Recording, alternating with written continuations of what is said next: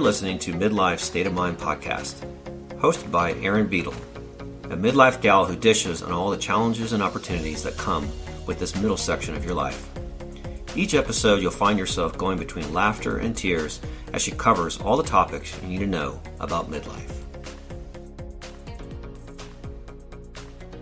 Welcome back to Midlife State of Mind. I'm your host, Erin Beadle. Thank you so much for joining me for another episode. If you are a new listener to the podcast, I would love to have you hit the follow button so that you can stay in the loop whenever a new episode releases. And if any episodes have particularly resonated with you, and if you enjoy the content that I create, I would be really grateful if you would leave me a rating and a written review on whatever podcast platform that you are listening to me on. This just helps me with the podcast algorithm.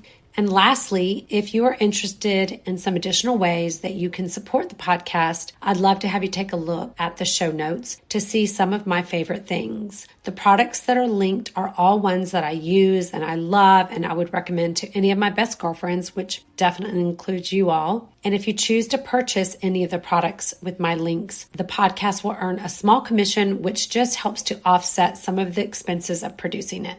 All right, well, let's jump into today's episode. Little side note about me. If you've listened for a while, you know that I'm a yoga teacher and have been a yoga therapist for a while. And one of my favorite things was when I would create sequences for my classes. One of my favorite things to do would be to name the sequences. I'd have all kinds of funny names like Hips Don't Lie or Twist and Shout. I mean, you name it. The punnier, the better. And so as I was thinking about how I was going to title this episode, I was thinking about how I love music a lot and I love lots of different bands and how I love every kind of band except for the bandwagon. And so today that's what we're going to be talking about. We're going to be talking about trends, or maybe you could call it the bandwagon effect. If you've ever jumped on a trend, whether it's because of FOMO or peer pressure or just because everyone's doing it, you've experienced what psychologists call the bandwagon effect. It's usually this tendency of people to adopt a certain behavior or a style or a fashion or some new trend just because everyone else is doing it. And so one that comes to mind for me recently is a fashion trend, the mob wife trend, or the Stanley trend. Like all of a sudden, Stanley cups became just the new hot item, which they've been around for so many years. And now all of a sudden they are just the next best thing and you can't get one. So the bandwagon effect is a part of a larger group of what psychologists call cognitive biases. It's basically errors in your thinking that influence your judgment and your decisions. Cognitive biases are really kind of like a shortcut that we use to help us make decisions quickly. And oftentimes the bandwagon effect is just dictated by popular opinion and everybody, is doing it. So it's like, what is in right now? What's the new hottest thing?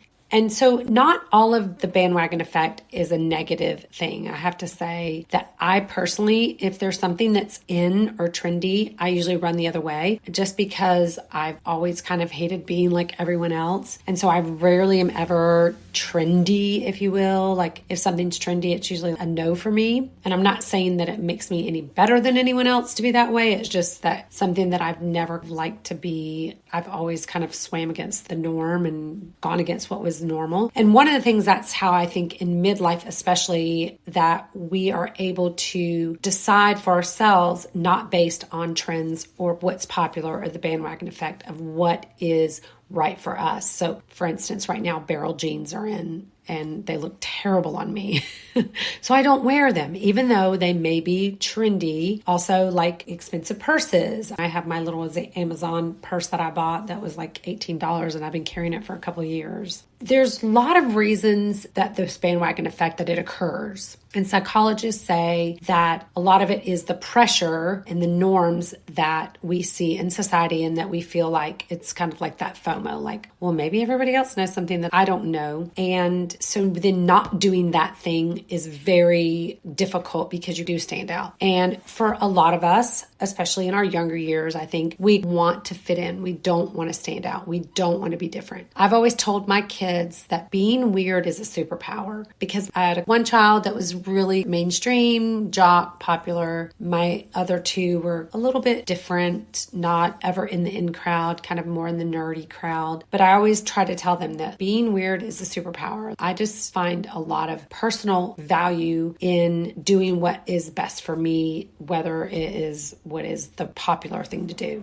I wanted to tell y'all a little bit of the reasons why people jump on the bandwagon. It's a fancy word called heuristics, which are just mental shortcuts that just help us to make decisions faster and more efficiently. Our brains are always looking for the path of least resistance. And so rather than having to sit there and research or analyze every single purchase we want to make or decision that we want to make, if we kind of know that this is kind of in, or this is the thing that to do, we'll do it just because it just allows us to use our energy for other things, right? Rather than expending a lot of energy to find next best thing or the next. And then also typically the bandwagon effect, it's essentially a type of groupthink. It's where when you get one person that is doing something and then two people and then 10 and then 100 and then 1,000, it just seems that when we see that, we feel a lot more pressure to conform to that choice because it just makes it easier to kind of get along in society. I know one of the things that has been really kind of, I call a trend, because, there's all kinds of trends with working out, and I'm a big worker outer. I love to go to the gym, and I love to lift, and I love to do yoga on my own and in classes.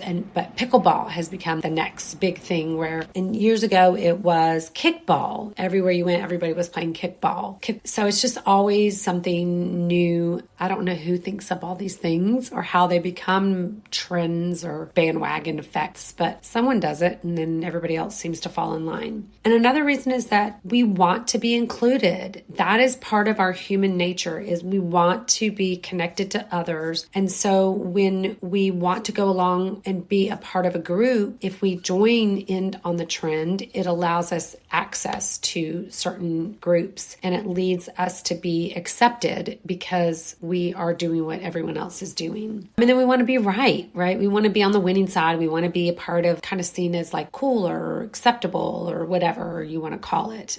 But there are some risks that come along with jumping on the bandwagon, right? Sometimes we can be influenced to make choices that just aren't right for us. It could be something that's not harmful in the sense of wearing barrel jeans that don't look good on you, but it could be even things that where we get pressured into making health choices that maybe aren't the best for us. Maybe we know that everybody's doing this, taking this certain supplement, and so we end up doing it even though it isn't going to be right for us as an individual. And then even this bandwagon effect can affect us in our political leanings. They've shown in studies that when people see that a candidate is winning, that they'll switch over even into the candidate that's winning, even if it isn't something that they align with their own values and beliefs. But there are also positive effects to jumping on the bandwagon. So when we see that there are certain trends that are for health reasons, let's say when smoking went out of vogue and smoking rates dropped, we saw that, hey, that's a good thing, right? Then also when things like exercising got to be popular, more so popular than in past years, and people started really taking their health seriously. And when we do that, we're more likely to avoid making risky choices and we engage in more healthy activities.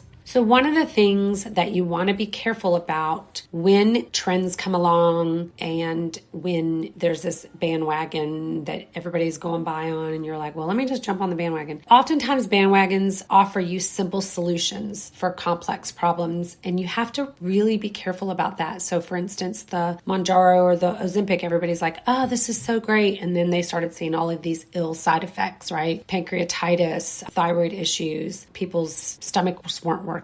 And so you have to really do your research on some of these trends that are happening in today's society. One of the things I was saying is that as a woman in midlife, I feel really confident in my own skin. I hope you do too. And I feel that I can make choices that are best for me regardless of whether or not it's accepted or it's in. So I'd love to hear if you feel like in this stage in your life, if you're able to buck the trend, if you're able to just stay true to yourself and what is right for you and how you do that. And then how you contend with when people try to pressure you. I know as a person who doesn't drink a lot, I maybe have one margarita a year. I don't judge people who drink, but I get a lot of flack about it. A lot of times people just don't understand. It seems to just bother them if I don't drink. I don't know why. I mean, I'm never very self-righteous about it. Like, oh, I don't drink. I'm just like, it's just not my thing. Don't judge you. I don't, I've never made any comments to anyone, but I don't feel like I need to drink to fit in. So anyways, that's just a little side tangent. I'd love to hear your thoughts. So you can go and comment on our Facebook or Instagram Midlife State of Mind podcast. You can also send me an email if you want